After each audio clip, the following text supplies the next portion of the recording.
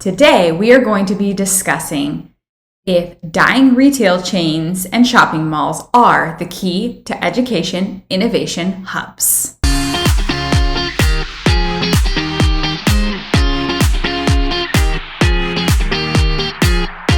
Hi everybody, welcome back to my channel. My name is Leena Saleh, the Edtech Guru, where we are disrupting edtech and education. All right, let's do this.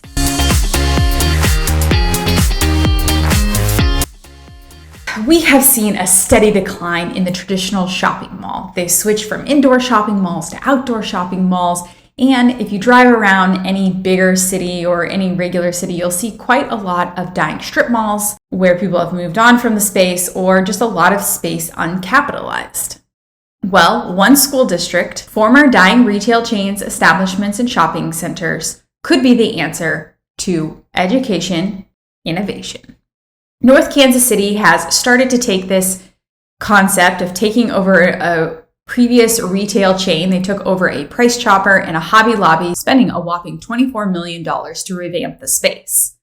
It's bright, it's open, it's airy, and it has an existing infrastructure, allowing for the space to cost much less than it would to build a new school.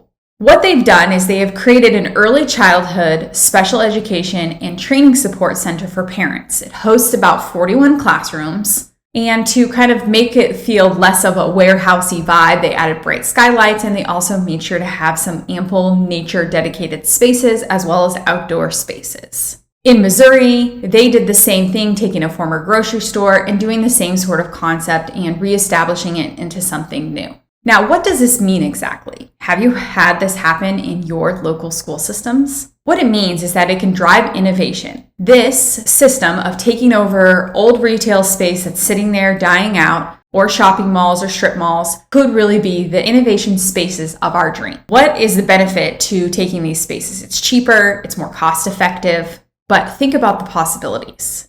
Think about that old shopping mall that you used to shop at as a kid, sitting there, dying, and every single time you pass by it, it drags up memories of all the fun times you had as a kid, all the things you bought over the years. But that's it. You drive past it, and it's like it never existed. What if these old shopping malls and strip malls became district hubs, innovation spaces, where you can have innovation classrooms and demonstration classrooms? You could have maker spaces and fab labs. You could even take a whole shopping mall and turn it into your district with schools and just kind of having that innovation hub and having the district in the same building, the district officials, the district administration, the district leadership, all in the same building and having this innovation hub instead of just having and revamping each of the school sites and restructuring each of them and spending hundreds of millions of dollars on every single school. Why not create an innovation hub? The innovation hub out of these places, like a warehouse. What possibilities are there? Well, you can have access to doing things like a fab lab. Remember back in the day when now an existing school that has already these things in place where they used to build, you had kilns, you had woodshop classes, all of those types of things. Well, you needed the space and the air to be able to do it. What if you had the place to really drive professional development, see research-based practices coming into play, and then seeing students be able to have the ability for like a fab lab? So they have athletic centers.